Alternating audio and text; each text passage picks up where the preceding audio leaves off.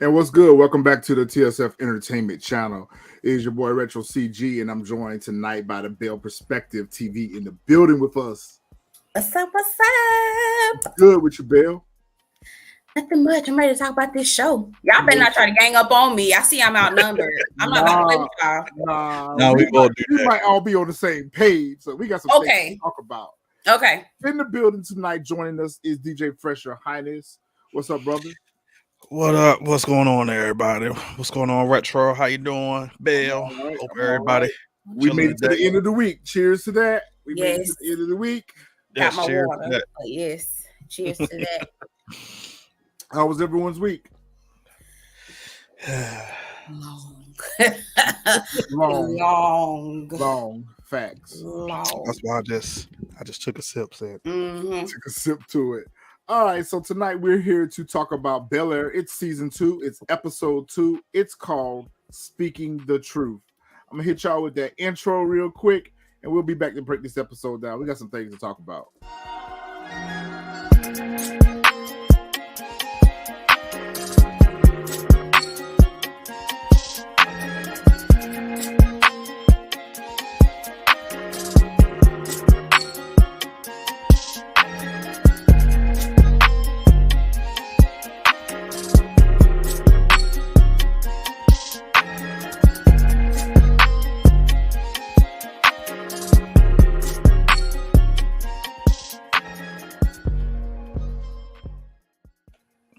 And we are back. Bel-Air, season 2, episode 2, Speaking the Truth. First thoughts. Predictable. Very. Very predictable. We call some things. Yeah, we pretty much called all the episodes. Yeah, we call some things. But I'm still interested. It's predictable, but I am still interested. I agree. I am too. I'm hoping the next couple of episodes pick it up, because I'm not like, it's so far from these first two, it's just been too predictable. It's almost like I know what's about to happen next before it happens. I think that the first part of the season, we're going to get a lot of things that are predictable because it's easy to see where they're going with the story. Mm-hmm. And some of it is kind of how the story is being written. So it's like, what other pace can they go at because of how they left things off at season 1. I will agree that it is very predictable because we predicted a lot of things. Pretty much everything, actually. Pretty much everything. So I want to see how things are going to shape up. I want to see how things are going to shape up as we progress. So hopefully come next week, we'll get a little bit of twist and turn. I got a feeling we won't. Oh, no. Well, some of it was very easy to predict. So, yes, even with blinders on, some of it was kind of easy to predict. The episode starts off with Will. He's struggling on the court while Doc is in the stands. He's watching. Doc told him last episode that he was going to come to his next game. He was expecting Will to turn up. Will is arguing with the coach to get the ball. They're at the end of the game, and the coach instead decides that he wants him to pass the ball to this Kirk dude. Is something there with that? Why was he so obsessed with that? Kirk can't play. Kirk can't play. Kirk don't even need to be on the team. No. I was like, is this his son or something? Is this his secret child? What I was thinking. Is this his nephew? Yes. Something he there. Owed him some money. What is going on? I got a feeling it's probably going to come out something where his father is probably like paid. Yeah. Yes. Where like he's saying like, hey, he get trying to on the team, as well as trying to get him like a scholarship or something for I can see that. School. I just got that feeling because, like you said, he just kept saying passing the ball, and I was like, why? He was pressed. He was so pressed, and as a result, it cost him the game. So Will's pissed, and Doc pretty much gives him the cold shoulder. And he told him that, listen, the big schools, the NFL, they're looking for winners, and you didn't win. So, and meanwhile, Uncle Phil and Viv is in the stand. They're watching, and Jeffrey's in the stand as well. So Vil makes a comment to Phil, send him a text, y'all need to go ahead and make up, y'all need to talk. And Jeffrey's kind of giving him the mean mug. There is something else there. I said it last week. I'm going to say it again. There is something there with him and Uncle Phil past or whatever. I don't know. But, Jeffrey's kind of, he's a little bit pissed about being fired. And he even tried to go back and make amends by apologizing and thinking that was going to reset things. And when it didn't, it kind of left a sour taste in his mouth. So, he's kind of a little salty.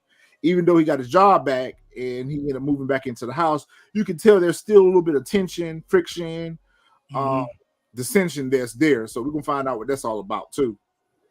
I think when I watched it, I think the reason why he was so hesitant, and I could be wrong, but I think probably when he signed whatever contract with Phil, like he couldn't, like he had to leave his family, like he had to be 100% dedicated to Phil and his family.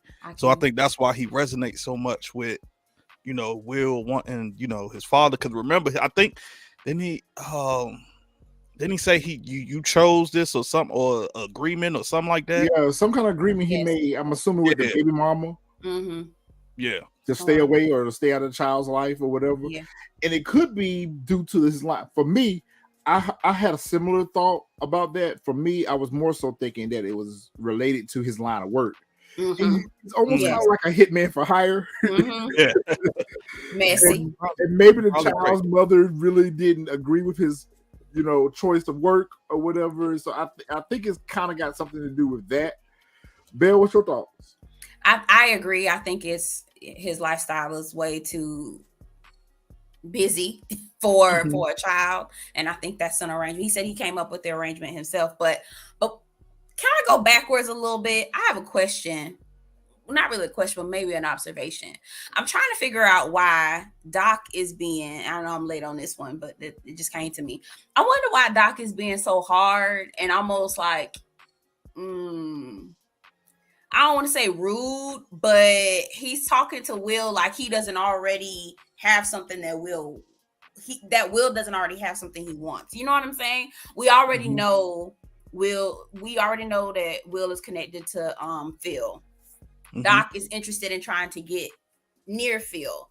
So why is Doc giving Will such a hard time? Like, he just doesn't seem like he's trying to foster a relationship at all. He just seems like he's giving him a brick wall a little bit. Why is that happening? I don't understand. I mean, I think it's so that he could. I think it's because, for one, he's trying to gain Will's trust, and then two, where he can manipulate him. That's okay. That's what I thought. Okay, because as you can see when he said, the winners take the shot, he's trying to manipulate him, because I can already tell dude's shady anyway. Of course. So he's probably, it's probably going to get to some point where like, oh yeah, I got you this. So I need to, like, let's just say, oh, I got you a scholarship. Okay, boom. I need a certain cut of this. Or I need this. Like it's something there, but I think that's why he's doing it, to try to pull him away out of Phil and all that ear and trying to get in his ear. Okay, that's what I thought. I'm like, this seems like it's manipulation, but I wanted to get your thoughts on that. It's mind games. He's playing mind games. He's playing mind games with Will, and he's playing almost hard to get, so to speak. Mm-hmm. So he's making Will work hard to gain his attention and to gain his trust at the same time, because obviously he has a bigger objective in mind. So I think he's using this as a tactic to make Will, kind of lower Will's defenses. Yeah. Okay. So it's almost like, I'm not really interested in you, but really I am interested in you. But I don't want you to know that I'm so thirsty and interested in you, so I'm gonna act like I'm not. So he's just playing a manipulation game. Okay. Yeah, that's what I thought. I wanted to get y'all's opinion on that. Back at the house, Uncle Phil tells Will that he needs to be careful. He noticed the friction between Will and the coach. And, he pretty much tells Will that, you need to check the attitude a little bit and be careful who you're giving time to, because he peeped the conversation between him and Doc, and he knew that Will's behavior was in part due to trying to get Doc's attention. So I feel like Uncle Phil picked up on those vibes. He didn't know exactly what was what, but he was like, okay, Will normally doesn't act like this. And he seemed to be very, very focus on winning this game. And then the conversation, the exchange after the game, it kind of put Uncle Phil on alert. So he's like, there's other ways for you to obtain this goal, which we said that last week. We talked about that last week. That your uncle's a billionaire. Why are you out here trying to get some dude that's not even a real recruiter attention? Like, your uncle is a billionaire. Like, he's well connected. He literally can pull strings and do whatever. Right. At the drop of a hat. Into the NBA. Yes. Like, but I think after the whole situation, like, he don't trust him no more. So now he just like he in his own way feel like, yo, I got to get it on my own. Yeah, and I want to get it on my own because it's going to sound better than me having help. And then he still got his hood ties. He still got his street code. He still got his hood code. So, he doesn't want to come across as a sellout. He doesn't want to come across as a spoiled rich kid. He wants to come across that I earned this and I hustled for it. So that's the dumbest shit I've ever heard. I'm sorry. That's the dumbest shit I've ever heard. But okay. Sure. But Uncle Phil did put that knowledge on him like we expected him to. He did put him on notice that, you need to, check yourself and just be careful who you getting into bed with because, things may not always be the way they are perceived to be. And Will's kind of like, yeah, okay, well, we'll finish this later. Let's, we're going to dinner or something like that. I think they were getting ready to go to dinner or whatever. Mm-hmm. We see Hillary, and, this is even when we talked about it in our season 2, what to expect, season 1 recap, season 2, what to expect, breakdown. We talked about this whole Jazz and Hillary relationship, and, I'm feeling it, but I'm not feeling it at the same time. I'm definitely not feeling how she is treating Jazz, but it's to be expected, is what we expected her to do. Yeah. She shows up at his job and, she brings him lunch and she's pretty much trying to butter him up to let her borrow his Impala for a video that she's trying to film for this influencer house. This influencer house is going to continue to be a problem. Yeah, it's going to be a problem for her. It's going to be a problem for the family. It's going to be a problem with her relationship with Jazz. This influencer house, as we said, is not going to turn out to be what she expects. He reluctantly agrees to let her use the car, and of course, they have a conversation about their relationship status, and he pretty much feels as though that, listen, the only reason why you announced that we were in a relationship was because old girl was trying to pull up on me, press up on me. Pretty much. Which is the case, yes, absolutely. Which is absolutely the case. Mm-hmm. Absolutely. And I was thinking to myself when he agreed to let her use the car, I was like, "Don't do it. She didn't make your shit. Tear your shit up." Okay. Yo, who else felt nervous about that? I was so nervous. I was so nervous. Like, I don't think she gonna even make it around the block. Yeah, that's the same thing I thought. I was like, yo, as soon as he gave her the keys, I said, watch the next scene. She gonna be going out the door, and she ain't even gonna make it halfway up the block, and all you gonna hear is, and he gonna be running out the, he gonna be running out the record shop. That's the first thing I thought. That's how they should have wrote that, because that's exactly the vibe that I had. I was like, I'm actually glad that they didn't write it that way. I'm glad that they showed kind of like the breach of trust, like him walking up. I'm glad that they didn't write it where she got into an accident. It would just been awful for me. Yeah, personally. And then also predictable. So yes, and also everybody thought that was gonna happen. So yeah. That's true. That's true. At the basketball practice, Will's trying to give the team a pep talk, and he kind of somewhat wants to, or tries to apologize to the team, let everyone know that he wasn't really trying to be confrontational. He was just, geeked up about trying to win the game or whatever the case may be. And Kirk steps up and says, we ain't your homie. And you need to get in line. This ain't how we do things here. You ain't in Philly. You need to get in line. And, I could tell right then and there, Will was like, yo, I'm out. Yep. I'm out. That's the same thing I thought. I was like, I got that whole scene I was just like, really? Like, even the dude that I forgot his name. That's cool with him. They got his back. The other white dude. What's his name? Troy? Yeah, his name Troy? The other white boy. The tall one. I don't know, but it was just like, I think it's Troy. White boy number 2. I don't know. Right. It was like, yo, he said. It was just like, yo, he said where it was coming from. So I thought immediately that would motivate them to be like, oh, okay, you know what? All right, we get it now. Like, yo, let's go. But y'all so like scared or holding hands that like it threw me off when they flipped it around on me. I was like, oh wow, okay. I was like, well, yeah, Really? Will ain't playing basketball no more. It threw y'all off? It did. I was kind of proud of the white boys 1 and 2 to stand up to him. Because honestly, I felt like Will was out of pocket for that little speech. I feel like he was out of pocket. I don't think he was out of pocket. Well, my opinion, I don't feel like he was out of pocket for the speech. I was more so feeling like he was out of pocket for his behavior at the game with the coach and everything. I felt that way about his behavior during the game. Now, I felt like his speech was more so him trying to, clear the air.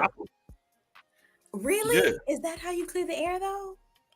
I didn't feel like he came across aggressive or, he came off horn. It was an undertone of arrogance. Okay.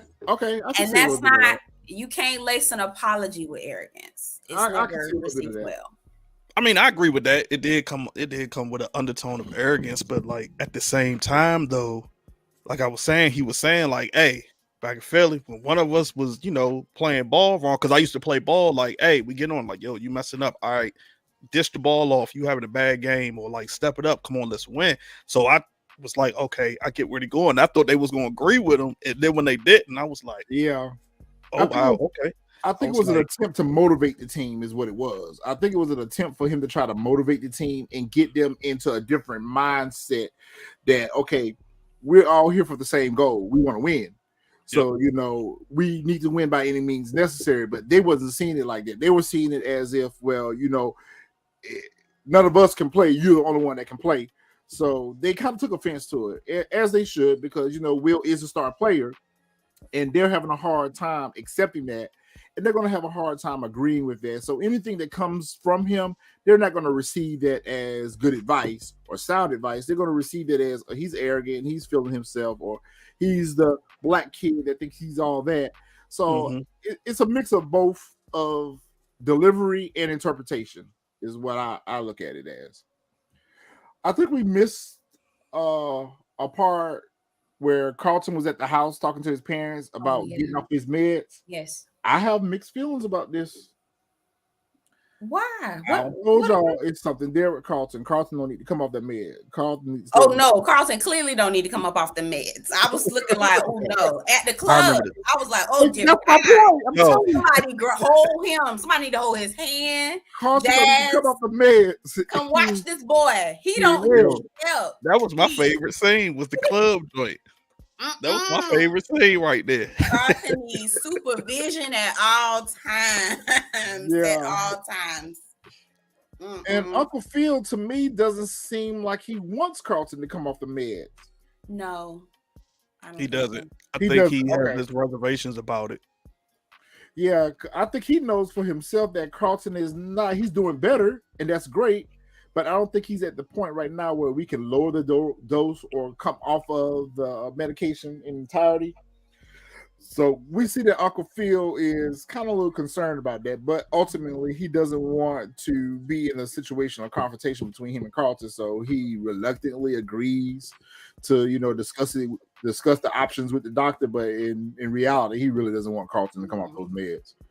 Yeah, I think he does. I think he does it because I think he probably feels like Carlton's going to replace it with something else. Like he off his med. So then like, when something happened, he going to end up replacing it. Because what was he doing first season?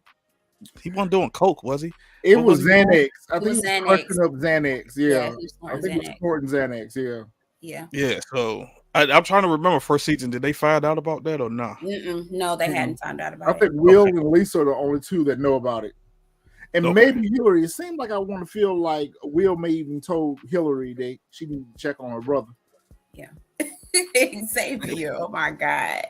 I feel like Carlton has an addictive personality. He does. If he's not obsessing, and it's almost obsessive compulsive addictive, like it's just all wrapped up in one. Which in turn is going to lead to an explosive Yes. personality. Yes. And as a person who worked in behavioral health for 3 years, Mhm. I see certain things that's on the forefront for Carlton. I see Yeah. him losing control with Yes. that dosage of that medicine being lower, or him possibly stopping the medicine all in itself. Right. And like I don't know which one of you said that he may end up turning into something else. Mhm. I think Yeah. what we saw at the club is exactly what's going to happen. He's going to Yeah. end up getting on this destructive path. Yeah. It's going to lead him to, you know, some type of conflict, whether it's with someone else or he's going to end up getting into it with somebody, Yeah. and it's not going to be good. Or something to land him in jail. Or something that's going to land him in jail. Or, you know, he has high aspirations of getting into Ivy League school. Mhm. And, you know, I think that's going to mess up his chances. I think whatever is going on with him, I don't know if it's a full-blown mental health issue at this point, but we know that he has some anxiety issues at best. Yeah. And that could be coupled with some other issues. Maybe it's a little bit of anger management or misplaced anger. I just see that there's some things on the horizon for Carlton that may not be good for him. Yeah. We in Miss Hughes class, aka the original Ashley, aka Tati Ali, with her beautiful self. She looks good at 44. She She's does. in class. And we said this, and we don't have to go any further in our theories on what's getting ready to happen with Miss Hughes. We saw it right here in this episode, which I can appreciate, even though it's predictable. I can appreciate it more when I predict something and it happens the very next episode versus them dragging it on out 4 or 5 episodes. That's and true. then it comes to fruition. Like, well, we knew this episode 1. Why y'all wait so long to show us this? Mm-hmm. Where I have a problem with is, and I'm fast forwarding a little bit, but what I have a problem with is we see that Miss Hughes gets fired. And allegedly she's fired for teaching outside of the curriculum. I don't feel like she was. I don't feel like she was. She only gave Ashley the book after class. That was for personal reading. It wasn't tied to any grades. It wasn't tied to any of her school curriculum or whatever. She knew that Ashley was a sponge and hungered for more information. Hey, this is one of my personal favorite books. You may find this as an interesting read. Here, read this.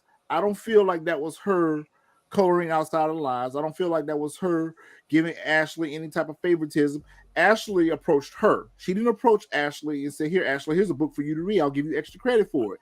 Then I can see you saying, oh, she's teaching outside the curriculum. But at this point, that little girl that's in the class with her, Hayden, she done went down to the front office again complaining. Like, if I was the school principal, how would I even receive this complaint? Miss Hughes gave a student a book. What's the problem? Right. Well, remember. What's your thoughts on that? Well, matter of fact, go ahead, Belle. I got to get my thoughts together real quick. You sure? Go ahead. You sure? Okay, I'm trying to read. So you said you didn't think. Okay, well, remember it wasn't outside of the. In a sense, it was outside of the curriculum, because remember, she told Ashley, "This is extra credit." So basically, Ashley reading those books was like, "Oh, this is extra credit." Okay, so this is, to help further her grade. So in a sense, it was outside of the curriculum, because she was still if I remember correct, she told it was extra credit, right? Mm-hmm. I don't believe she did. She did. Yeah, that's what I thought. She said, "Yeah, this would be the first episode." Yeah, the last one. Yeah. Yeah, the last one. Mm-hmm. Yeah, she told her it was extra credit, because I remember that's when the girl looked again and made that face, and I was like, "Uh-oh." Yeah. I was like, "Uh-oh." Yeah. She said, if you read the book and you give me your thoughts on it, I'll give you extra credit for it. Okay, I missed that part. Yeah. The whole scenario, and y'all probably already know this, so I'm not trying to tell y'all water is wet, but the whole scenario is speaking to the whole thing that's happening in Florida and all other states that are, the CRT thing, right? So I don't think that the problem is that she's giving her books. I think the problem is the content of the books. So I don't even all the think about books that she's giving her, Ta-Nehisi Coates, all these revolution, you know what I mean? The revolution will not be televised. Angela Davis, blackity black stuff. That's the problem. That's what she got fired for. That's what she got. Like Yep. if she was giving her some I don't know, Rumpelstiltskin or some, some old, you know what I mean? Tom Sawyer, some old, Yeah. that kind of stuff. I don't think it would have been a problem. It's just I feel you on that, Xavier, especially because this is the same little girl that was struggling with the assignment. Yes, her reading Yep. She was already struggling with the assignment, so you worried about extra credit. You struggling with the assignment. What are you crying about? You want more homework and you couldn't even handle the homework that was already assigned to you, little girl. I'm dead. Okay, the little girl is already struggling. She worried about the wrong thing. Right. Xavier, that was right on time because you're right. She was already struggling. What's so wrong with that little girl? Yeah. Sure enough, I forgot she was struggling. And the teacher told her, she gave her a way out. She gave her a way out. She She was like, okay, well, why don't you just write your paper on what parts of the book you didn't understand? Right. Yep. Why are you concerned about another book? You can't even understand the one that the class has been assigned. Everybody else did. Exactly. I think she was just like hating. I don't want to say hating, but I feel like she hating. Like, how do you combination? She was hating, and at the same time, I think she was hating on Ashley a little bit because Ashley was, she was like, well, what if I want to rewrite the book? So right. What's up, Really B? Hey, Really B. I want Really B. That little girl situation. Oh, little tink, that little girl. She little tink. She needs some extra assignments. The doctor did tell Uncle Phil and Aunt Viv that they needed to trust Carlton a little more. And kind of wean him off the medication. And just avoid, making a decision for him because he's getting ready to be an adult soon that can make decisions for himself. Mm-hmm. So Aunt Viv, she's ready to give it a try. She thinks there's probably time, and I agree. I wouldn't want my child to have to be strictly reliant on medication to control their emotions, especially at such a young age that this grows up to be a dependency. Right. So I can understand that, wanting to wean him off for that reason. But at the same time, I don't feel like they have their hand on Carlton enough where that if you were going to make the choice to wean him off the medication, then y'all need to replace that with something else, some extra activities, more involvement with the family, more involvement with his situation because he's struggling, and they have to, and they acknowledge it themselves that he's struggling with his grades, he's struggling with becoming a teenager, and he's in a predominantly white prep school. So that right there creates a whole bunch of issues for a teenager that's already experiencing, some anxiety type issues. So that's why I feel like because they don't really have their hand on him and nobody really does, that I think Carlton is going to get to a point where he's just going to escalate to something way worse than what he's currently experiencing with anxiety, even on the medication. Mm-hmm. Yeah, I agree with that. Yeah. We're at this stupid ass photo shoot for this influencer house. Thirsty ass Ivy, she's like, let me drive the car. I ain't want to drive it. I should be the one driving the car. And Hillary is like, Hillary, how old are you? How old are you? I mean, this peer pressure, this influence, like you let this little girl son you all the time. Yeah. Yes. Pretty much. Step aside. Like, she should have checked her right then and there. Like, yo, this is my dude's car. I made a promise in order for him to let us use the car that no one else would drive the car. Respect for his wishes. I'm sorry, you can't drive it. Go get your own whip. You heard her hating ass. She was like, "Oh, don't look at your little boyfriend." Little is a hating word. That's a hating word. She did. She definitely did. Oh, you absolutely right, Xavier. Absentee parents. They absolutely are. Especially in Ashley's life. They seem to be least involved in Ashley's life. They're more centered in Will's circle. Right. They're not involved in Carlton's at all. And they're kind of on the outskirts with Hillary's. Right. So, and they got their own problems that they're trying to sort out themselves. So they're a little bit That's why they need Jeffrey, because Jeffrey is a little bit more involved. Keep everything together. Eyes on their children. And the crazy part about it is Jazz showed up with flowers to wish them well on the video shoot and see that old girl driving his car. And luckily he was able to get them out of his car before they messed it up. Because again, I thought that when she put that car in reverse, it was backing up, that she forgot to put it back in drive. I thought the same thing. The same thing. I was like, yo, she probably forgot she about to smack the hell out that car behind her. She smacked the hell out that car behind her. I was like, yo, she finna crash that man's car. And he was going to walk up and see it. And he walked up and saw it. That part happened, but she didn't smack the car. So I'm kind of glad that didn't happen, because that would have been as well. I was holding my breath the whole time. I was like, oh my God, please don't tear this car. Because it was nice. It was a nice looking car. And it's his pride and joy. Yes. She was going to smack a fire hydrant. Yeah. Or she was going to smack a fire hydrant. Yeah. Yeah. Or the curb. I just knew that she would get ready to crash in her car. I was like, oh my God. Don't, as a fellow woman who cannot drive, I tell you, don't give me your shit. I'll fuck it up. So I already know.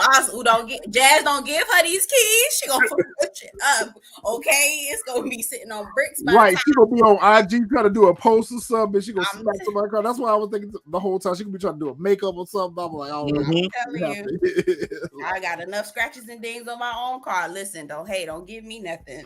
I ain't even gonna ask for it. They continue to argue about the state of the relationship, and I'm not gonna say that was Ivy's goal per se, but Ivy's number one goal is to get what she wants. Yeah. But she's indirectly creating conflict in their relationship, because this leads to yet another argument about the state of their relationship.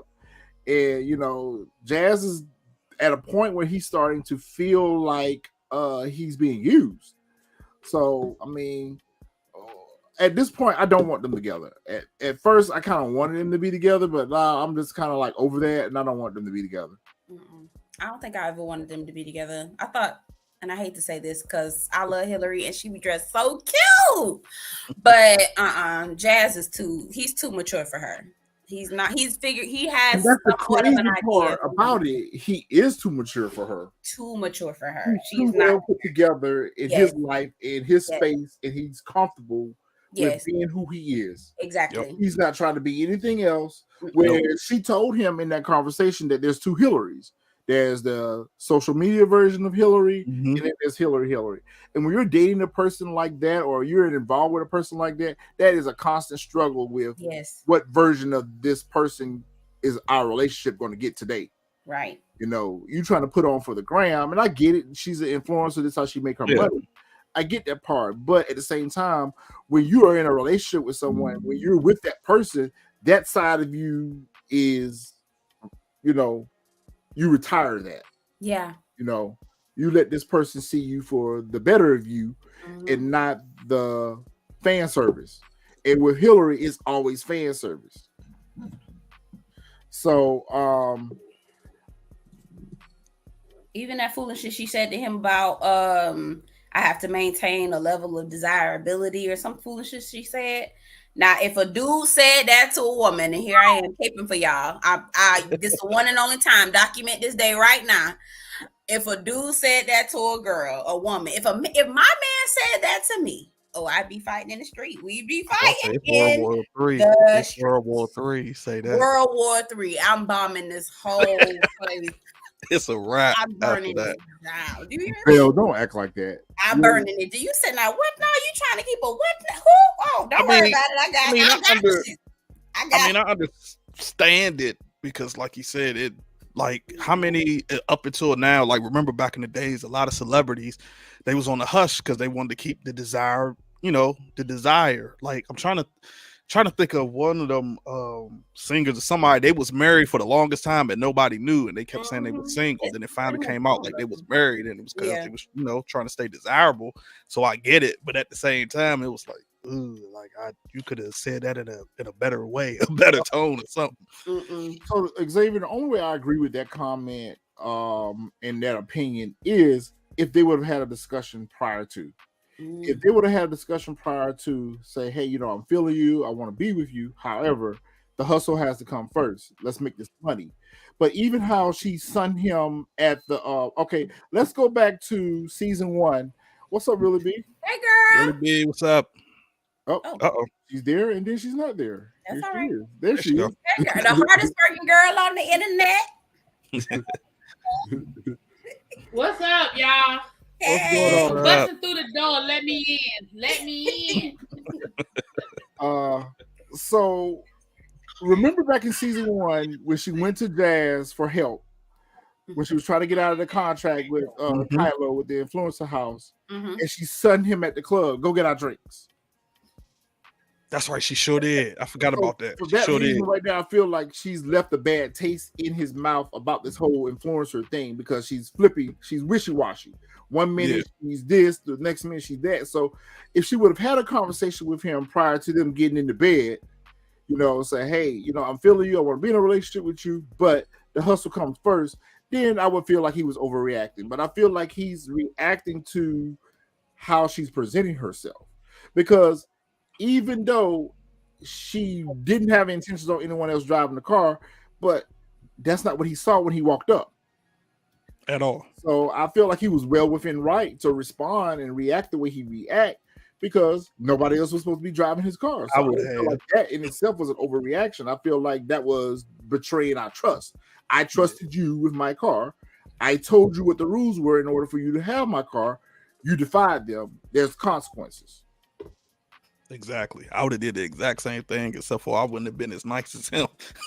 I can say that. I have a question. I've got a question. So how, like you said, CG, you were like, okay, if Hillary had a conversation with Jazz about the hustle coming first, how was that actually supposed to be received when you're entering a relationship? And I mean, aside from Jazz and Hillary, just as you're dating somebody, as a young lady, you know, you talking to a young lady, and she comes to you and says, listen, you know, I like you, I want to be in a relationship with you, but I also want you to know that the hustle comes first. Like, how would you reconcile that? Like, how does that, being the type of man that I am, then we would probably not be in a relationship. We would have to be in a situation where we could just have to be friends or whatever, but I can't play second place to your career. I can't play second place to your fan service. Now, what I will say to that is, as a brand, and you wanting your brand to grow, I understand that. You have to do things, travel, public speaking appearances, and things like that. Kind of similar to what Aunt Viv is doing with the fellowship or whatever. I understand that. And as a adult that's in a relationship or a marriage, then that's a conversation that needs to be had with the other person, because it's not only affecting your life, but mine as well, because I'm going to be on the outskirts of that, public appearances and things like that. And I'm just going to have to be the little dirty secret to the side. That's something that I can't reconcile with. That's something that I'm not comfortable with being number two. But I'm not saying that you go just quit your career for me. I'm not saying that. But within a relationship, I think that deserves at best a conversation, so that you putting me in a place where there's a level of understanding. But at this point, Jazz doesn't know how to receive and interpret this relationship, because 1 minute it's this. Now, if they were just friends with benefit, then there's no need for him to react the way he reacted. But if you're telling me that I'm your old man and everything else is front and center before me, then maybe you don't need to be in a relationship right now. Maybe now is not the time for you to have a relationship, because this is more important. So I'll get off my soapbox. That makes sense, though. Now, so it's best to give Jazz or anybody in that scenario the opportunity to choose. Yes, the choice. Exactly. I mean, you get the choice, but I also see it as, for one, I don't think Hillary herself has even been in a relationship. So all of this is moving fast for her at the same time. So that's true. She's jumping into this new relationship out of nowhere, along with, at the same time, her brand is jumping off at the same time. So it's like, yo, I'm in a catch-22. Everything moving so fast. I probably never been in a real relationship before. So she don't even know how to express her feelings. That's true. Because remember, she told, was it Will she told that, like, yeah, she was feeling them, like, yeah, I'm feeling Jazz too, but she never told Jazz that until, like you said, she saw him, when homegirl kept pushing up on him. So, I mean, I also got the feeling that Jazz is older than her. Mhm. I got that's how I see it. Like that's where his maturity comes in. I feel like Jazz is probably like maybe like late 20s or so, maybe early 30s, and Hillary is like 22, 23 on the show, somewhere around there. So like that's where, in a sense, where like the difference lies a little bit. All right, really, B, what's your thoughts? I mean, I agree to the extent that you are going to put a situation, career, whatever, before developing a relationship, you're probably not ready to be in a relationship. So I can agree with that. But I thought they said that Hillary before, but probably not a boyfriend at this point in her life, with her trying to balance the things that she's trying to balance. So I agree that she's not handling this well, but I also disown her. She is trying to balance a new career and figuring it all out, and the demands on her time and the demands on her, the expectations. Like she said, I can be, it's two different Hillarys. You have the public Hillary, then you have the private Hillary. And to be honest, I get it. Celebrities do it all the time. Musicians do it all the time. There's some people we never know that Xavier said we didn't know Beyonce was married for a year. I disagree about that. I think we knew about Beyonce and Jay-Z, but we knew that. I think there are a lot of celebrities that we don't know about their private life. They don't post it. They don't put it out there. And if you find out, oh well, you find out. I mean, there are people who've been in a whole relationship. I mean, people just assume, but they've never come right out and said, yeah, we're a couple. If the paparazzi pick up the picture, they do. Right. So I didn't think that what she was saying was wrong. Like she said, I never told you I was going to post you on social media. That's true. As much as I'm on social media, I have been in whole relationships and ain't nobody ever know because I never posted them. I mean, that's. Oh wait, you in a relationship? Wait, hold on. That is not what I said. Hold on. That is not. I ran up the stairs. I was like, that is not.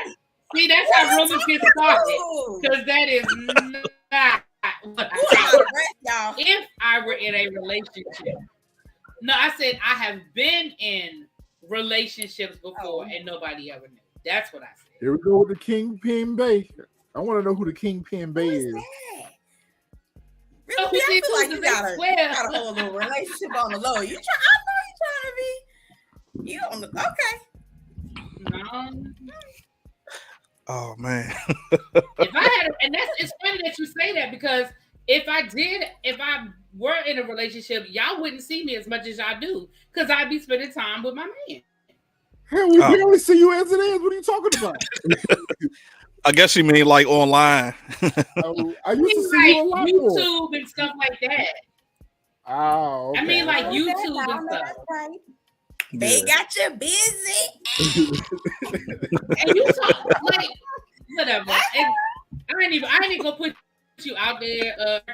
I'm gonna just let you sit over there and be in your fantasy world. I'm not even the one that's accusing you of being in a relationship. I'm just on the panel. I'm just here. We just here. No. She just misheard it. She'll tell us later, y'all. Don't worry. She'll tell us later. We'll talk about that backstage. Yeah, backstage. Yeah, we'll talk about backstage. I thought that Carlton and Lisa had a very good moment at school, where she's giving Carlton some encouragement about pursuing his wishes and his dreams on wanting to go to an Ivy League school. And of course, we see that he's being reminded that he needs to participate more in the Black Student Union, and that if he does have desires to want to get voted, what is it for? He's trying to get voted for. some type of scholarship or something, or some type of Yeah, it's a class. scholarship. Yeah, Yeah. Okay. it had something to do with that. Yeah. Somebody Do could we feel like there's a reconciliation about the spark up between Lisa and Carlton? Nah, Wait, that you mean ship, reconciliation like getting back together like as boyfriend and girlfriend? I don't nah, that ship is sailed. Yeah. We'll see. That ship is sailed. Yes. I could tell from the last episode of season 1 that Yeah. was gone. Yeah. So I don't think it's gonna be. I think they just cool. Like he's past that now. Yeah. I think that's what it is. So it's the next morning. They're having breakfast, and they notice that Ashley's kind of down and out, and she announces to everyone that Miss Hughes got fired.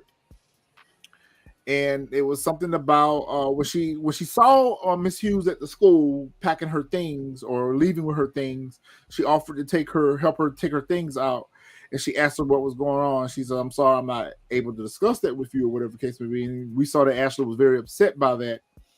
And Vivian announced that she was going to call an emergency meeting with the parental committee over Miss Hughes firing.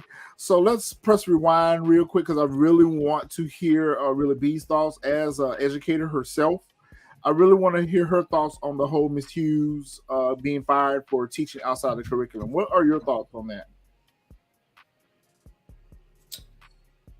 So that's a broad. It's kind of a hard question to answer. So that we're into today, CTE bull-ish. It makes it really hard because honestly, giving a student a book to pique their curiosity is necessarily frowned upon until recently. But in this current climate in education, where they're literally like in the state of Florida, it is literally a felony now. A teacher can be charged with a felony if the teacher stops them and teaches things that the state of Florida deems to be, dangerous or outside. So in this current climate, that it's especially at a private school where you don't necessarily have due process, you're at the whim, you're at will. So I can see it happening. I mean, how do I feel about it? I think it's bull-ish. I hate it, but that's where we are in education right now. Do you think that it's the content of the book that is being frowned upon, or is it just that she's giving extra books out to students to read? It's the content, right? It's the content of the book. Mm-hmm. Yeah, because if it was anything else, I don't like a book like, yeah, that's what I figured. I thought it was the extra credit. That's what I think. That's just me though. I felt like that girl thought Ashley was getting special privileges. It didn't have anything. Yeah, no, that girl probably comes from a household where they're talking about CRT and that, you're teaching our kids to hate themselves. You're teaching our kids to be ashamed of their history. And no, that's probably what it is. She probably went just like what mom said. The girl went home and told her mom that she's teaching, about all the black people. I mean, I'm sure she worded it a little differently, but basically. Yep. Right. Yep. Agreed. Well, we see Vivian down to the meeting, and things get a little heated. Not too heated, but we can tell that Vivian definitely feels some type of way about this. And as Carlton and Ashley were leaving for school that day, she told her that, the meeting didn't go well. That we're going to do something. I'm just not sure what's going to be done. So everybody's wheels start turning on how are we going to help Miss Hughes. So we know that this is probably going to lead to her and Uncle Phil getting involved in some type of capacity to try to advocate for Miss Hughes to get her job back. Again, I don't feel like it was from a malice type of situation. I just think that, as a teacher, she saw that Ashley was a student that was hungry for knowledge and wanted to apply herself more. Mhm. And she was just, giving her the motivation to keep learning and growing and seeking knowledge even outside of what you're being taught here in school. So that's the way I perceived it. Yeah. Yeah. Of course, we know that the little girl didn't perceive it that way, and we know that this is going to lead to probably them doing the protest that they talked about at the student union meeting. Mhm. That's probably going to get all of them expelled, whoever's involved. We know that the banks are not going to be happy with all their children being put out of school because Will's gonna get put out, Carlton gonna get put out, Ashley gonna get put out, all of them gonna get put up out of that schoolhouse behind that protest. So it's going to create a bit of a ruckus in the Banks household. At one point, I felt like there was going to be a little bit of division on the Banks family where this was concerned. I think that, half of them are going to be pro Miss Hughes. The other half is going to be like, well, she broke the rules. She has to face the consequences. We haven't really heard Uncle Phil weigh in on all this yet, so we don't know where things are going to stand with him. But I know that Aunt Viv is going to be heavily involved with trying to help Miss Hughes get her job back. Mhm. Where are we going with this story with Reed? Because I'm tired of them talking about him at this point and they're not showing him. If he's off the show, write him off of the show. I think y'all predicted it in the first last week or the week before. I think you predicted that they're going to just refer to him. Yep. He's going to probably end up disappearing or something, I think. I think she's gonna I don't leave. know what's happening. I don't know how they're going to write that storyline, but when she went by his office and his assistant was upset and cleaning up, and she said it's an art thing, there's something going on. I don't know if that's going to be their way of writing him off the show. Like you said, I don't know if that's going to be their way, like his storyline off, or if they're building up in storyline for him. Like meltdown, did he trash the office? Because did you notice she was cleaning up and she was upset and frazzled? And when Vivian gave her that long speech, she was like, I think you need to talk to him. Like, you need to tell him that. So I think, I don't know what, but I feel like they're building up to something. I felt that way too, that was, and you're exactly right. There's two ways this can go. Either this is how they're going to write him off of the show, or they're building it up for it to be a bigger confrontation with the whole Reed situation. Like, he's going to do something to either cause her to lose that fellowship.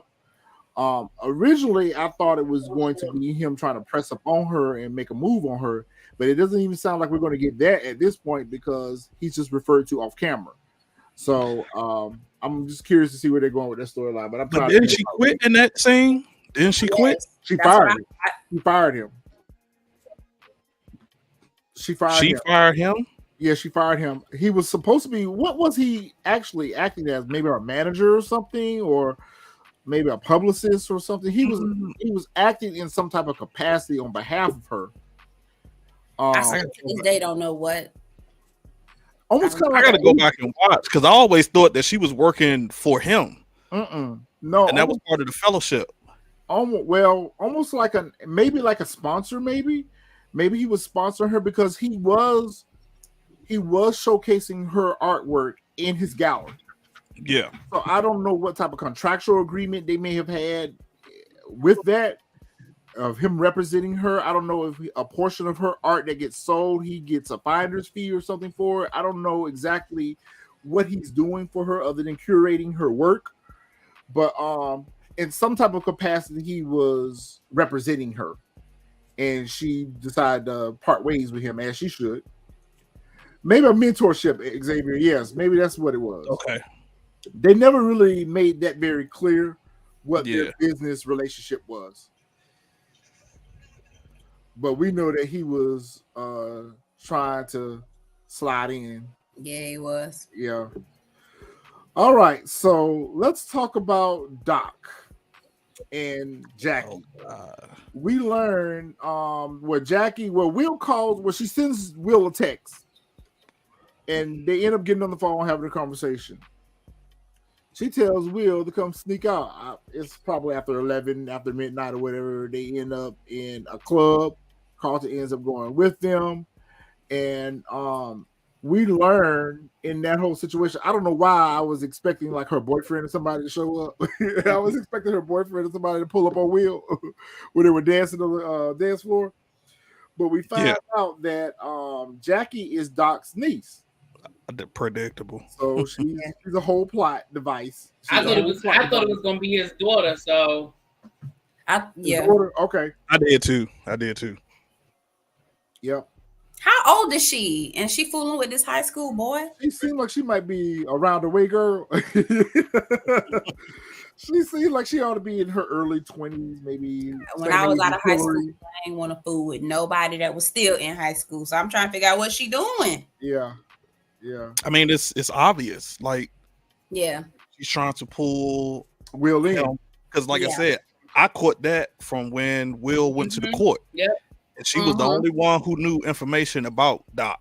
It was like how you come out of nowhere with a dog and just tell, oh yeah, if you want to get Doc's attention, this is what you got to do.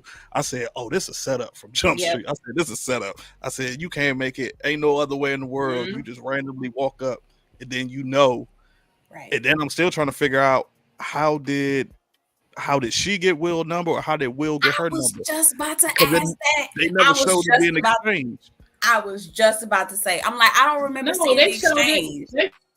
They did. Remember when he went to go play ball and he came back? Remember he left his bag and stuff over there with her. And when I knew she put her number in his phone. When she went to go pick his stuff up and his phone was sitting like right on top of his bag. I said, oh, that's how they go. Because I said the same thing. This is setup. I knew when she rolled up, oh, that's how they're gonna keep in touch because his phone was sitting right there on top of the bag. Oh, okay. You got some. You peeped that good because I missed that whole. I was stuck on the fact that he ain't washed before. Only because when they did it. Yeah, see, you were so stuck on the fact that the boy didn't wash. I didn't.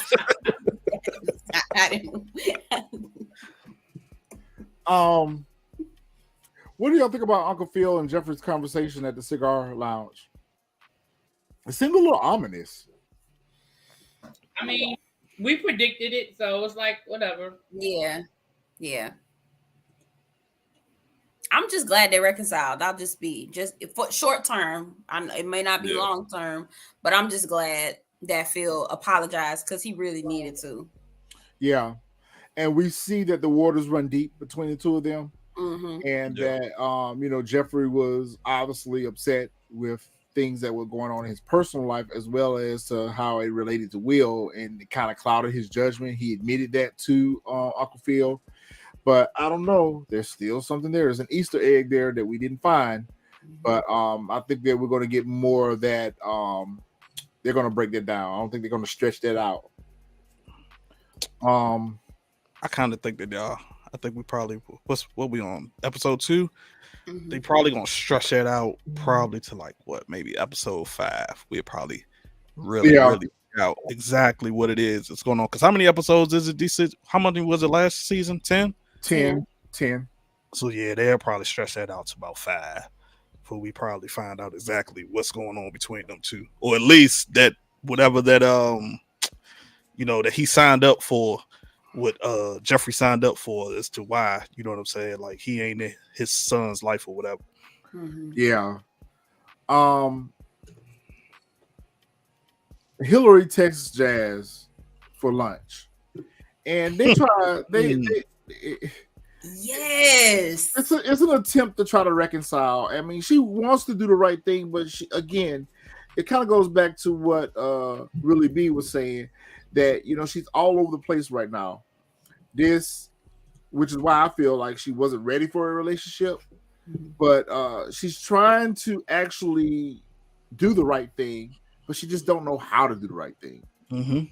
And so she decides in this moment that I'm going to invite my parents over and I'm going to introduce you to my parents as my boyfriend. This is going to make you happy.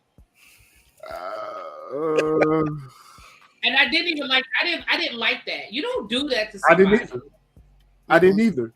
You didn't give him a chance. If you really, right, if you were really doing it for the right reason and you really wanted your parents to accept him, like, you don't just spring it on. I wasn't ready. They weren't ready. Like, you don't do that to people. Like, you didn't even tell them, hey, there's somebody I'm seeing, there's somebody I'm dating. I really want you guys to meet them. They would have been in the right mindset. You don't just invite him to lunch and just say, "Hey, I want to let my parents know." Like, that's my way of proving to you that I mean this. No. Again, she's fair. pandering. It's pandering. That's it's pacifying. Yep. It's pandering and pacifying.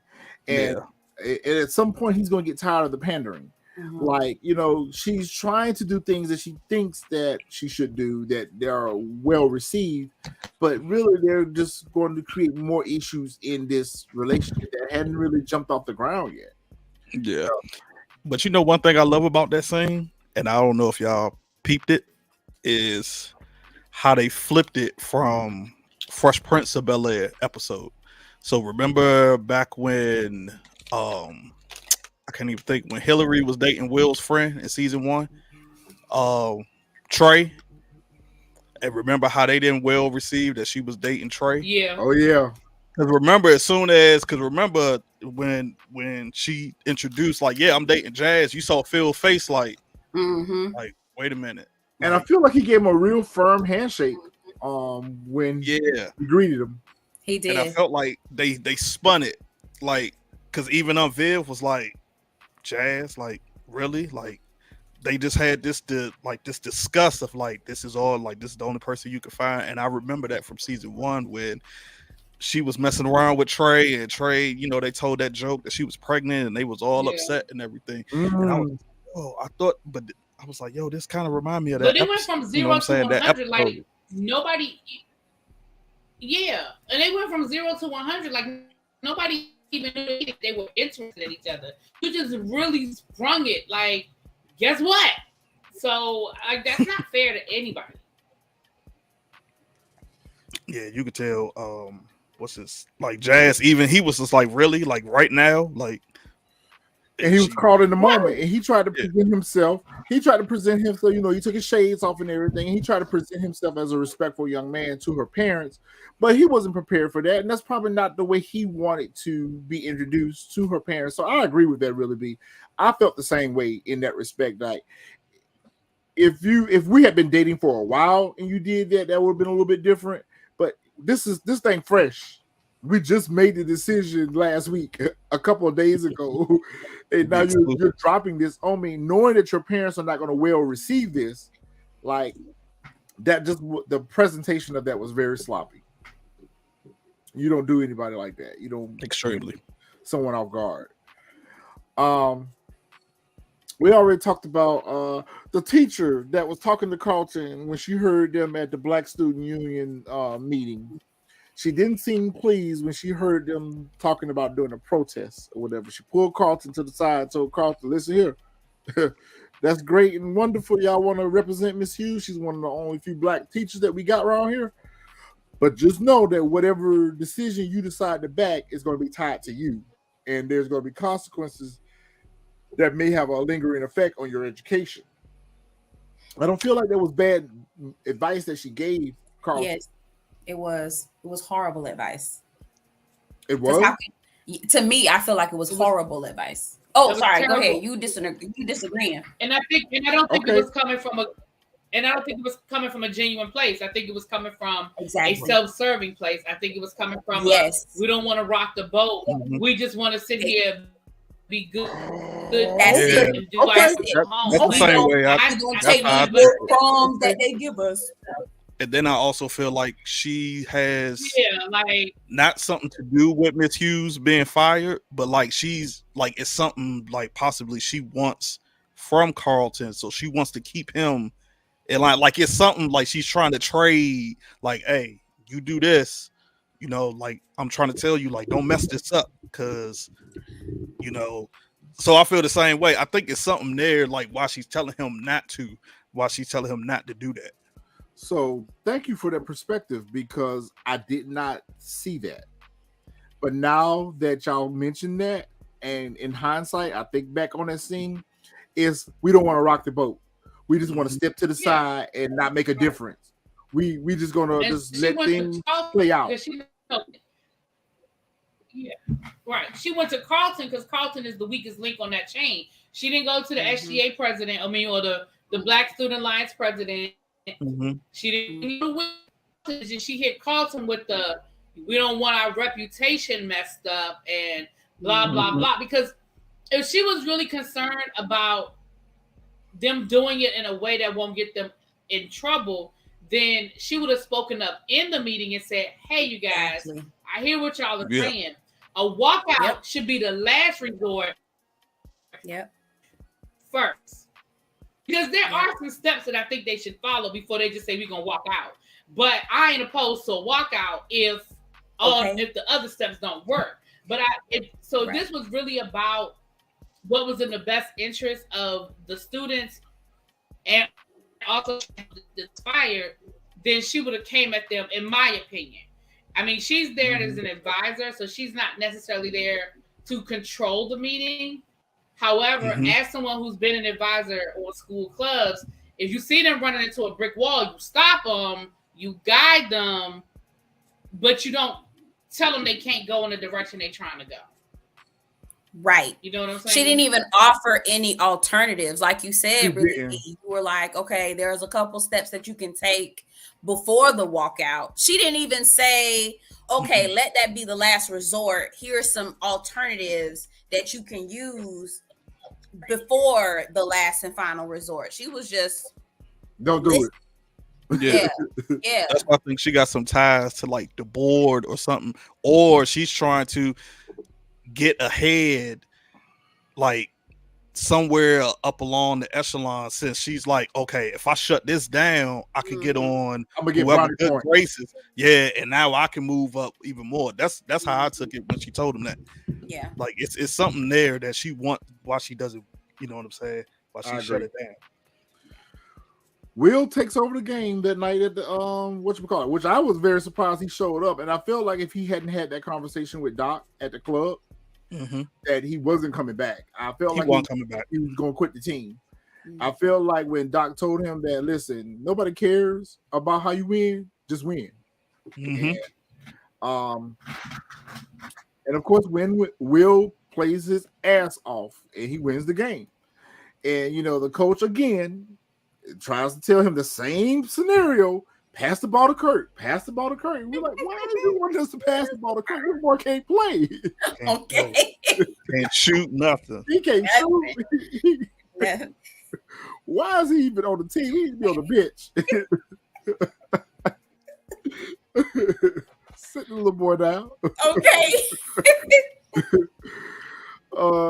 So we saw that Will did the opposite of what the coach wanted him to do, and he won the game. And Doc approaches Will and says, see, your coach ain't even mad because you won the game. So like nobody's gonna be mad with a winner. A win is a win. And Uncle Phil again peep game, and he pulled up on. I like how he pulled up on Doc. Like, I think Xavier said earlier in the chat that he's an absentee parent. In certain aspects they are, but at the same time, I think they show up when they need to show up, and he showed up at the right moment to let Doc know that, hey, he's coming from a family that is interested in his well-being. So don't think that you're going to just have your way with him or whatever the case may be. And if you have any other further discussions that you need to have with him in regards to any opportunities, you need to have that with me and his aunt, because we're his guardians. And that's right. You're a whole adult. And you're approaching a teenager and trying to convince a teenager to make decisions without involving their parental guardians. I agree. I think that there's some nefarious reason with that. So, yeah. So, I think that this is exactly what he wanted. That's where the shade comes from. Exactly what Doc wanted was that introduction. Yep. Now, I've made the connection to the real Mark. And the real Mark is Uncle Phil. That's who the real Mark is, the billionaire. So they're going to try to find some way to get some money up out of Uncle Phil. I didn't even think about that now that you just said that. That's the real Mark. Yeah. I mean, I knew he was the Mark, but the introduction, I never put two and two together. I never put like he was trying Mission accomplished. And which would be very corny if they went down this route. Now, I'm hoping that the writers don't go down this route. But if Doc tries to blackmail Uncle Phil or extort Uncle Phil, I feel like somehow, some way, Doc is going to find out about Will's past and use that as an extortion, or he's going to try to kidnap Will or something. If he's as connected as he says he is. I don't think so. Go ahead, B. I'm sorry, I didn't mean to talk over you. I'm saying if he's as connected as he says he is, it should just be a matter of making a phone call. It really shouldn't be nothing but for him to make a phone call to find out happened. On him, call somebody in Philly and get that information. Mm-hmm. I think he's gonna find. Hold on a minute. Yeah, no, I But think I thought. Go ahead. I'm sorry, Belle. Go ahead. No. I was just gonna say, yeah, this is about to be a shakedown. I don't know. It's a shakedown. I don't know how, but he gonna try. I think he's gonna find out through Jackie. Is how he's gonna find out. That was my prediction. I thought he was gonna, yeah, because I mean, he was already asking him on the slide, like, how did you leave from Philly if you won school or that's what made the wheels start turning for me when he started asking those questions. I'm like, okay, he gonna get the real answer out of Jackie because Jackie's gonna ask him the same questions. And it's gonna be a wash and repeat with the whole Lisa situation where I need to be honest with her about why I'm out here or whatever the case may be. Oh, and that's probably what he's gonna do. He's gonna say, "Oh, this is it didn't work out in my old relationship, so let me be honest with this Jackie girl that you don't even know." Yeah, I think I agree with that one as well. I think Jackie is going to be the inside connect to get to everything. Yo. What's going on? Nothing much. Just thought I would chime in for a hot second. Try to use Will's dad to get him to sign some. I don't even think he can use his dad at this point. Like, I think Will's dad is gone. Like, like I don't know though. I don't think that's so far out of reach because he did ask about him. Was it to get? I mean, he has, but you got to think about it like this: his father don't even have no legal rights to him, like parental wise. It's all his mom, so I don't even think that. Yeah, that contract would be null and void because, like, even Uncle Phil said, "Hey, we are his guardians. You know, I'm his uncle and his guardian." And by him being a lawyer, Uncle Phil will destroy any of that, any contractual obligations that he may sign. He'll destroy that.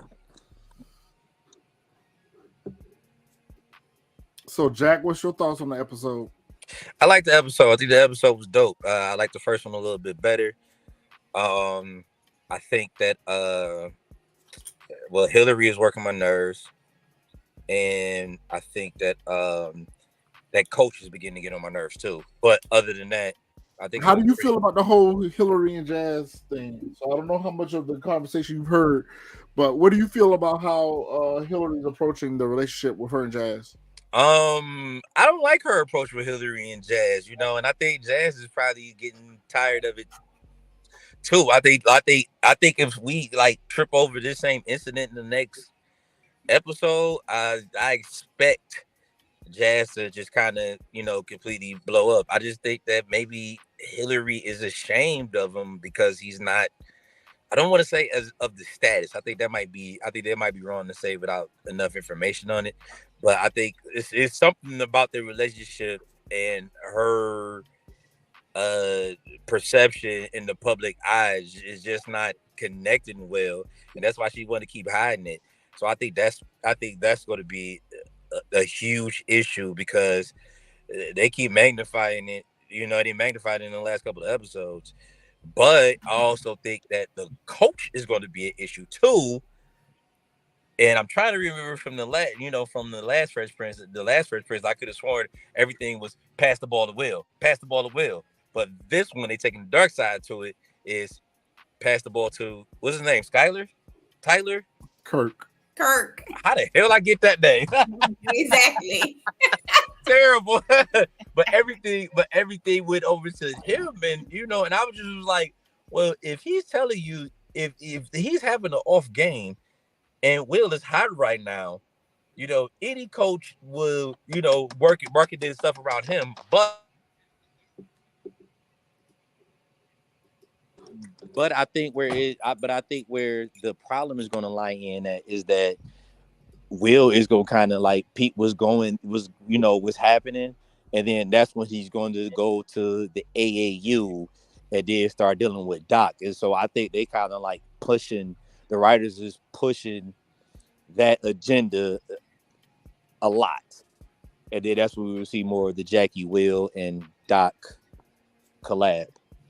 But I think the episode was dope. I don't even think it's gonna get to that. I think right before he gets there is when he's gonna realize that Doc, along with Jackie and them, are shady. Yeah. Or Uncle Phil gonna shut that down. That's now what I that believe Jeffrey- too, especially with Uncle G being back. You know, he might have. Yeah, with Jeffrey look back at on the that. scene, yeah, that's gonna get shut down. But I think if Uncle Phil interferes too much, and Will is kind of like on his "I'm my own person" campaign right now, I still think there's a possibility that he might go that direction and just find out for himself. Because he just rather I find out for myself, and then make my decision and let me make the decision. Then Uncle Phil, you make the decision for me. Oh, there's going to be a blow up, but I think Jeffrey's going to turn the tide on that. So I think that the more Uncle Phil pushes Will to stay away from Doc, there's going to be some tension between him and Will. Yeah, I think Jeffrey will end up resolving that and exposing Doc for what he is. definitely. Any other important moments in this episode that we didn't talk about? Jeffrey's outfit.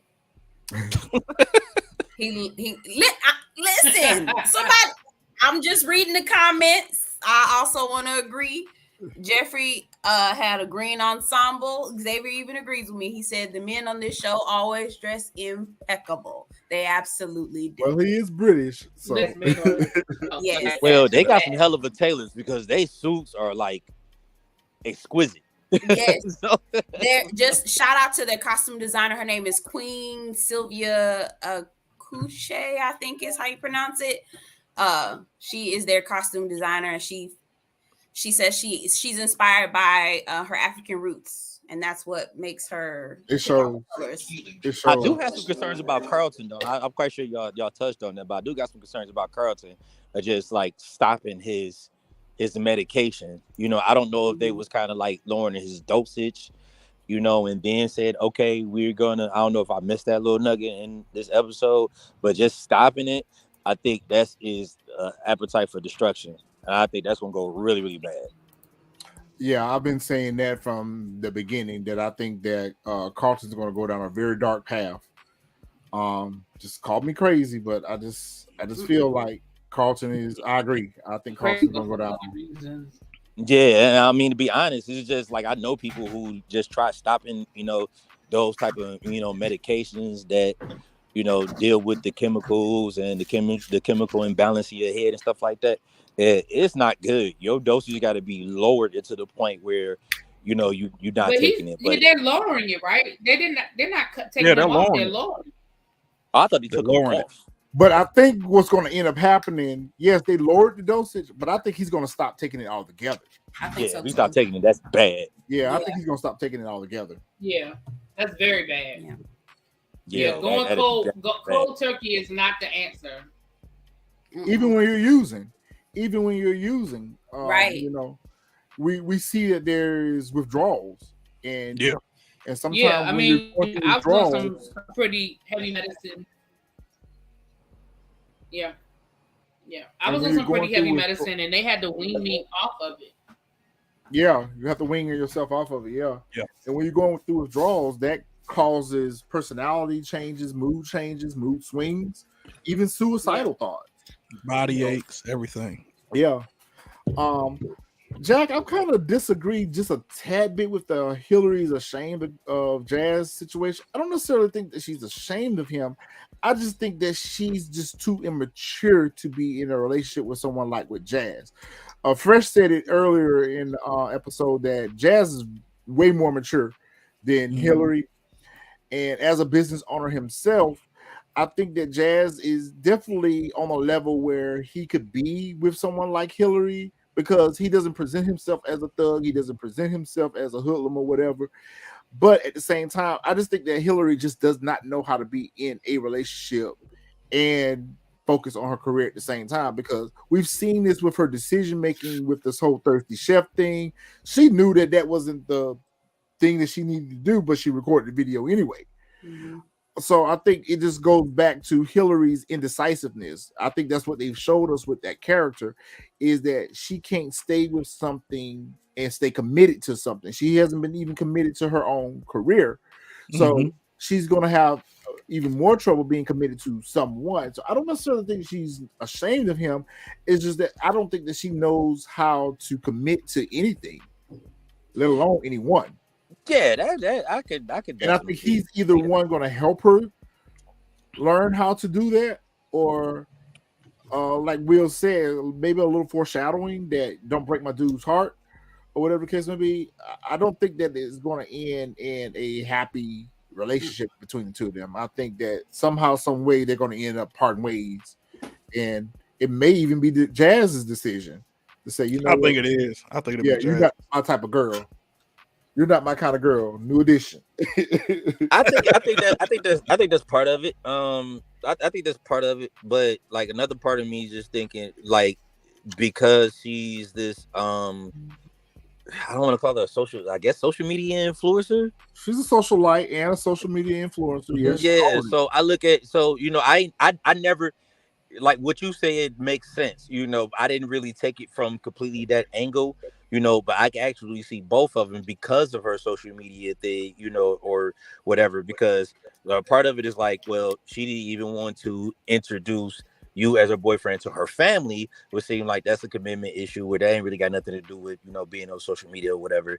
Then another part of it is, well, you're not even posting me on your, your pictures or anything like that. I'm posting you all over my pages, but you ain't posting me or anything like that. So yeah, I could definitely see that. that. And to me, I think that's a little petty. You don't post me, you didn't post petty me. for me. That's the world we live in, unfortunately. Yeah, that's the world we live in. Yep. It is a red flag to not be posted now. Let's be real. Nah, I can't agree with that. I am not going down that rabbit hole with you tonight. I think that's I am not going down with you in that rabbit hole. I disagree because I disagree. I just told you that I have been in relationships and I have never posted the guy that I was dating on nothing. I'm absolutely okay with that. Yeah.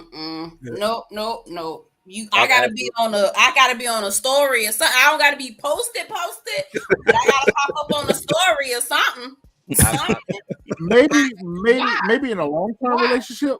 Maybe in a long-term relationship. Long term, yes. But a relationship that just started.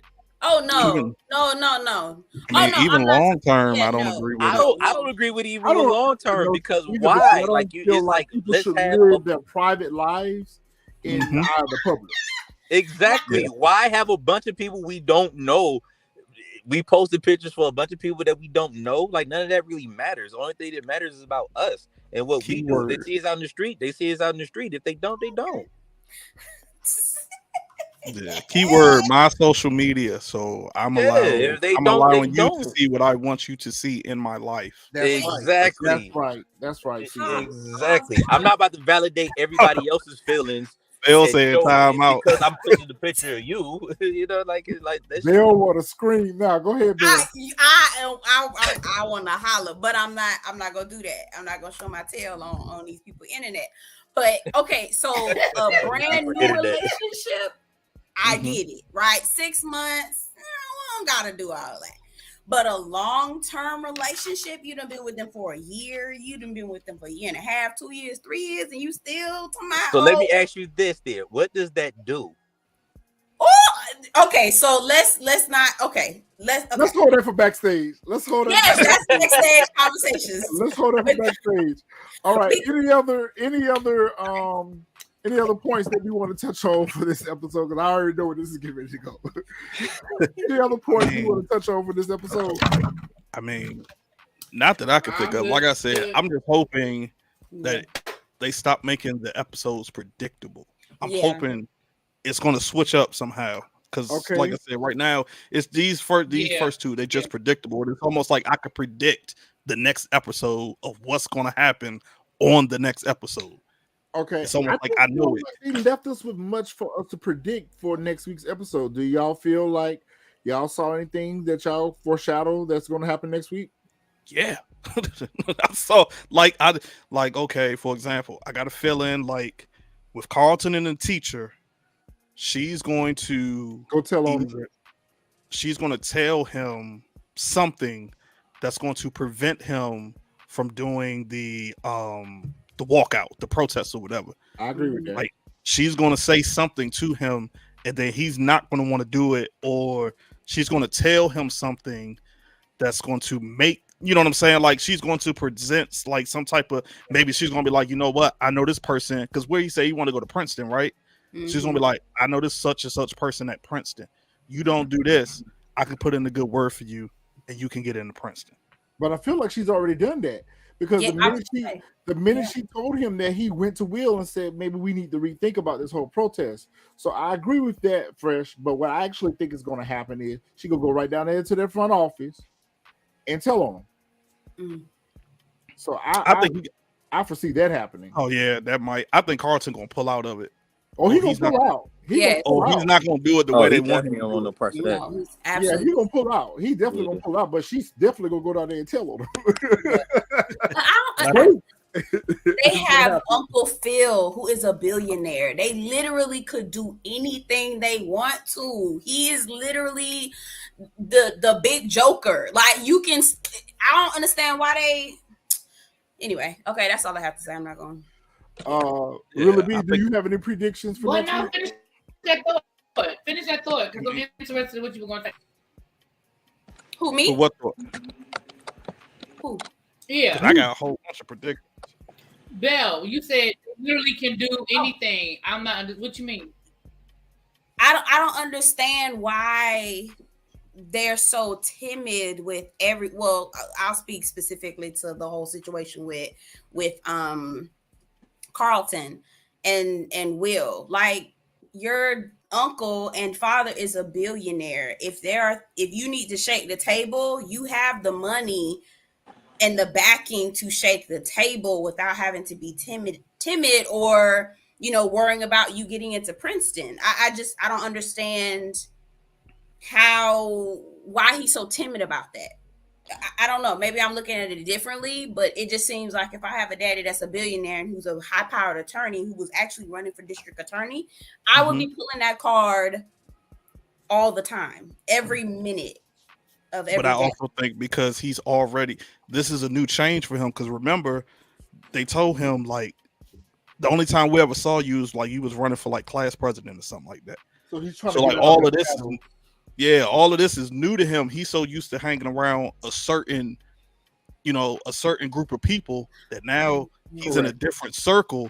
So now he's reverting back to his old ways of how he would do when he was in that older circle. Correct. I see. Now, another caveat today is and I'm gonna say, yeah, and I'm gonna say this too. When you say, well, your father's a high-powered attorney, he's a billionaire, he's this, he's that. Everybody that's getting into Princeton has that resume. And when I say everybody, I shouldn't say everybody. That's a strong statement, but that's the resume of a lot of people that's applying for these Ivy League schools. They come from legacies. They have the pedigree. They have the father that did this, the mother that did that. You're competing against that. It's not like you're, you know what I mean? A friend of mine, I remember a friend of mine went to law school, and she was like the student government president, and she had all of these accolades and all of these honors, and her GPA was through the roof. And her first semester in law school, I remember talking to her, and we were still in college at the time, and I hadn't graduated. I was still an undergrad, and it was her first semester in college, and she was like, everybody here was their SGA president. Everybody here had a whatever GPA. Everybody here made the dean's list every semester. So you're competing with people who are doing the exact same thing that you're doing. So that one thing on your record, and think about it, you're at Bel-Air Academy. Yeah, Uncle Phil is a high-powered attorney, and he's a billionaire. You know how many billionaires probably got their kids at that school? Mm-hmm. Yeah, that's true. That's actually, that are white, so they're going to get that extra privilege. Right. Really, B, you hit the nail on the head. That's a good point. That's exactly what we're seeing with Carlton. Because one, you ask yourself the question, well, why is Carlton so pressed about getting into a good school? He makes good grades. He comes from a rich family, but he's also in competition with others that fall into that same criteria. So that's exactly what the anxiety is all about. That's exactly what his resolve is, that I got to be better than everyone else. Yeah. Mhm. Or to get Yep. accepted. One, because I'm black. Two, I fall into the same criteria that 75 other students at the school fall into. That's a good point. That's not going to, if he was back in Philly, then yes, that would work to his advantage. But that's not going to work to his advantage because he's among his peers that fall into that same category. So I agree with that, really, B. I agree with that wholeheartedly. I agree. That's a good point. Yeah, I agree with that. I definitely agree with that. I do feel like the walkout could possibly happen next week. I hope it doesn't happen next week. I want to see some other story. I want to think see it some will. more character development with this whole Jackie situation.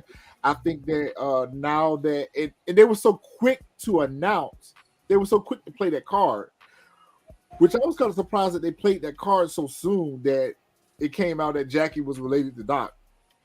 Like I don't even know why they played that card so soon, but yeah, I thought for sure it probably That's wasn't why going his to come blood out till played at the least card. like We what? knew that. yeah, we knew she was. I mean, we knew. we knew something, but we didn't like actually know like the Right. ties we had to him until later on. I figured the same thing like you, Retro. I thought they was gonna put it at least to like episode 4 or something. Like it's gonna come out. Yeah, she related, or she know him, or she was she working a con with him. she wasn't working with Doc, but the other guy that's working with Doc, the one dude that with was the telling gold. Will. Yeah. I can't think of the dude. Yeah, that other dude that was telling JB. Will, like, yeah. I figured it was gonna be one of those two, but they did it real early. So, but I definitely think the protest is gonna happen next week. Jack, you were saying something? Nah, I wasn't saying nothing at all. I actually was just listening. You know, I'm still kind of like bouncing in between like 40 different things. So, nah, I'm actually still just listening to y'all opinions on it. So it's gonna be interesting to see where things go this week. I know a lot of people are saying that the pacing is a little slow, but we get that a lot with a lot of shows on season 2, especially when there is a season 2, because a lot of shows don't know whether or not they're going to get picked up for additional seasons until at the end of the season or maybe midway into the season. So it kind of changes the course of the writing from season 1 to season 2. It's just like with Raising Kanan last season. A lot of people complained about season 2 was slow, but I thought it was well written and well done. I didn't think it was slow. To further the story along for future seasons, it kind of has to slow down. The pacing kind of has to slow down a little bit, because if everything happens so high strong, so high fast, you're going to kind of get disinterested in watching. We've seen this happen with other shows where, you know, they start out real strong and then they end up real weak in the later parts of the seasons because they told the story way too fast. So I can appreciate the slow storytelling, because with a show like Fresh Prince that was on the air for so many seasons, there's many different stories that can be told. So I don't want to rush to tell all these stories. And you know, for the first few episodes of the second season, I'd rather have a slower pacing, because I want to see where you're going to develop the characters, so I can see, especially with a reimagined story, I want to see what direction you're going to take Hillary by season 4. I want to see what direction Will's going to be in by season 5. You know, so I can appreciate the slow pacing just a little bit, because it keeps me interested in wanting to know what's going to happen in further seasons. I would agree with that.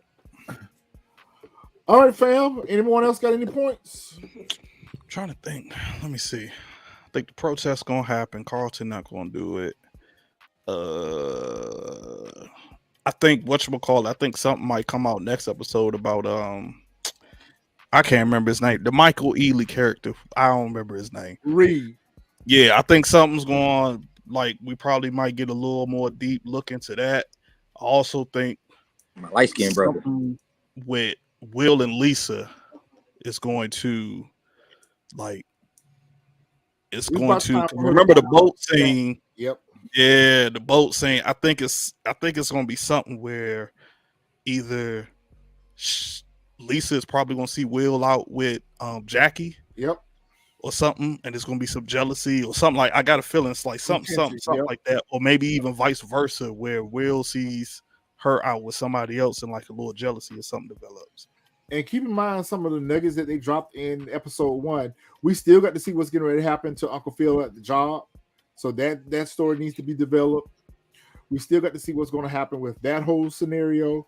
We still got to touch on Ashley, and I think that we'll get that on the second half of the season. Right now, it's all about Miss Hughes and Ashley. Mm-hmm. But I think we still got to revisit Ashley and her trying to find herself and find her place.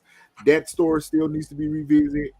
So I think there's a lot of different things that we may not see start to seep out into some of these later episodes because they opened the door for it already. So if they weren't going to touch on these subjects in this season, then they wouldn't have introduced it to us in episode 1. So we know that something's going to happen with Uncle Phil at that job, and it's probably going to tie into a lot of things that are going on with some other story arcs. So, all right, guys, we appreciate y'all hanging out with us tonight. Y'all make sure y'all hit that like button on y'all way in, on your way out, on the replay, on the rewatch. Drop y'all comments down so we can continue these discussions. And we'll be back next week to talk to y'all about Bel-Air. We out. We out. Salute. Y'all such a quiet crowd. Y'all ain't gonna tell people bye. Okay, bye. I was waiting.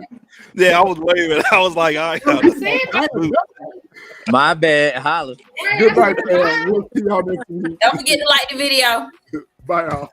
Bye.